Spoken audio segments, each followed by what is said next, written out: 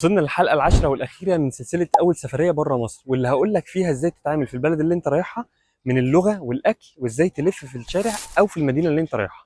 لو طالع مع شركه سياحه فانت معاك جايد مريحك، لكن لو طالع لوحدك ومعاك انجلش فانت برنس، كده هتعرف تتعامل في اي حته.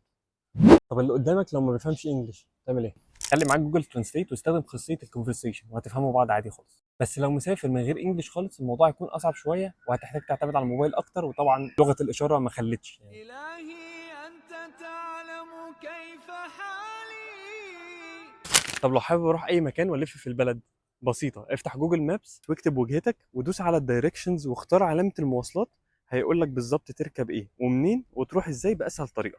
وبرده من جوجل مابس تقدر تشوف المطاعم وتشوف الريفيوز علشان تعرف الاكل في المطعم ده حلو ولا لا. دي كانت اهم النصايح اللي هتخلي اول سفريه ليك بره مصر اسهل وامتع. كده سلسلتنا تبقى خلصت، بس رحلتنا لسه بتبدا. مستنيكم في الفيديوهات اللي جايه. السلام عليكم ورحمه الله وبركاته.